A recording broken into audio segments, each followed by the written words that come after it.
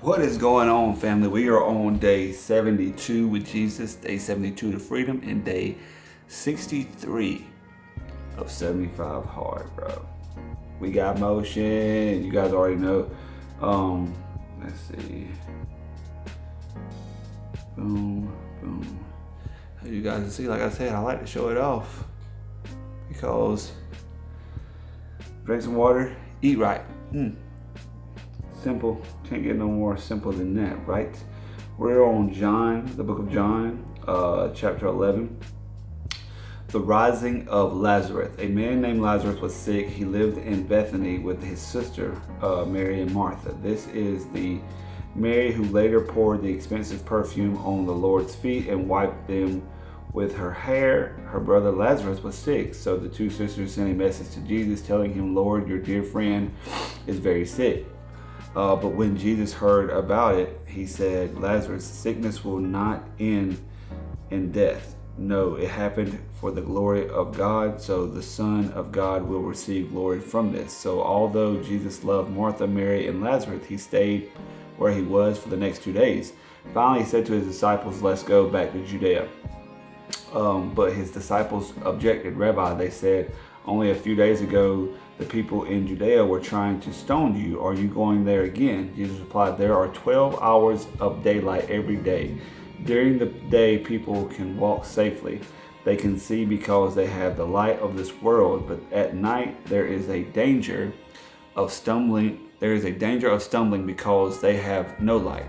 Then he said, "Our friend Lazarus has fallen asleep, but now I will go and wake him up." The disciples said, "Lord, if he is sleeping, he will soon get better." They thought Jesus meant Lazarus was simply sleeping, but Jesus meant Lazarus had died. So he told them plainly, "Lazarus is dead, and for your sake, I'm glad I wasn't there. For now you will really believe. Come, let's go see him." Thomas, nicknamed the twin, said to his fellow disciples, let's go too and die with Jesus. When Jesus arrived at Bethany, he was told that Lazarus had already been in his grave for 4 days. Bethany was only a few miles down the road from Jerusalem, and many of the people had come to console Martha, Mary in their loss. When Martha got word that Jesus was coming, she went to meet him, but Mary stayed in the house. Martha said to Jesus, "Lord, if only you had been here, my brother would have not died. But even now I know that God will give you whatever you ask." Jesus told her, "Your brother will rise again." "Yes," Martha said, "he will rise when everyone else rises at the last day." Jesus told her, "I am the resurrection and the life. Anyone who believes in me will live. Even after dying, everyone who lives in me and believes in me will never die. Do you believe this, Martha?" "Yes," she told him, "I have always believed you are the Messiah, the Son of God, and the one who's come into the world from God." Then she returned to Mary. She called Mary aside from the mourners and told her, "The teacher is here and he wants to see you." So Mary immediately went to him. Jesus had stayed outside the village at the place where Martha met him. When the people who were at the house consoling Mary saw her leave so hastily,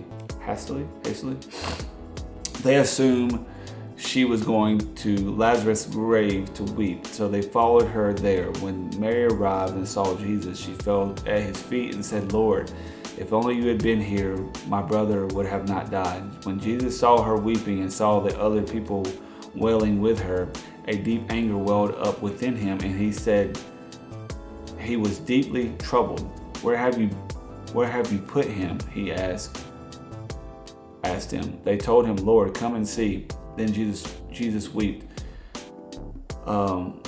Jesus wept. The people who were standing nearby said, "See how much he loved him." But some said, "This man healed a blind. Couldn't he have kept Lazarus from dying?"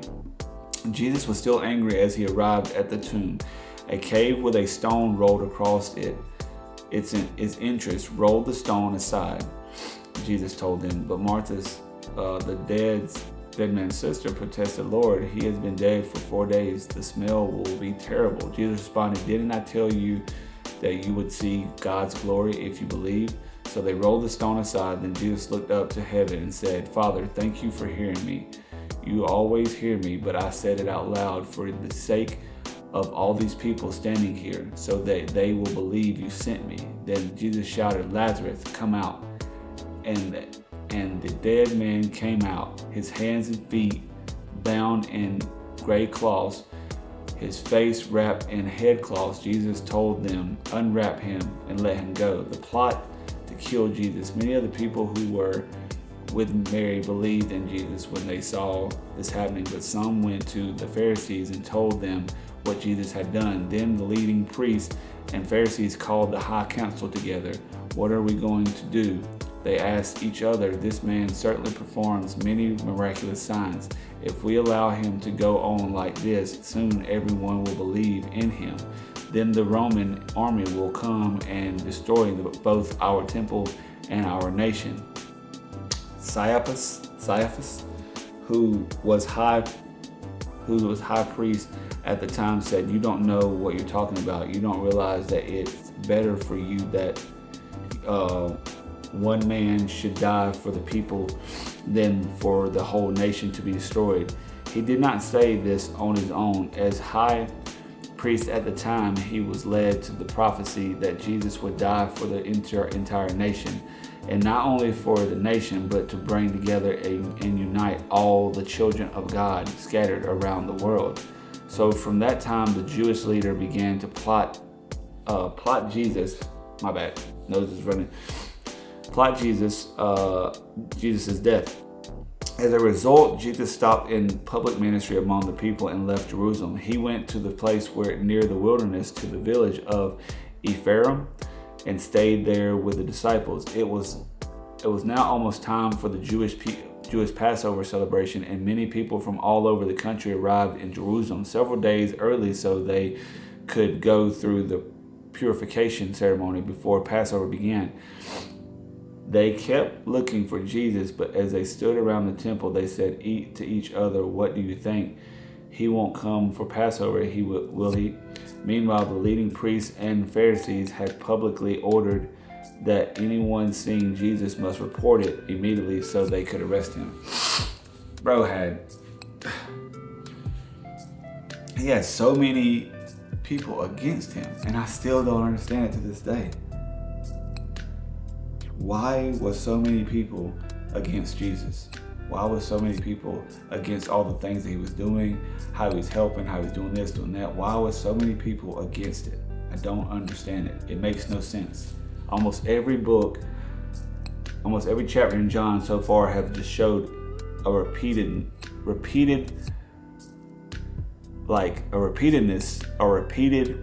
process of most people want to arrest him, attack him, and kill him, and this, that, and other. I don't understand. But hearing him resurrect the life of someone that was dead for 4 days, man, that is an amazing miracle. That is so crazy. That is so awesome to hear, without a doubt. Oh, man. I love it. I love every bit of it. Jesus, man, thank you for all that you do and all that you are doing within my life. Thank you so much. I just had to say that. That's on my mind. But yeah, man, this one ain't gonna be too long. Got some things I have to get done outside of this. As far as I gotta edit this, and then I got Bible study tonight. And I'm a little beat, so I thought about taking a little nap because it is late tonight. It won't be over to probably 8:30, 9 o'clock. Then I gotta get right back up at 2 a.m. The grind don't stop, but you guys already know. It's peace, it's love, and it's happiness. Big faith.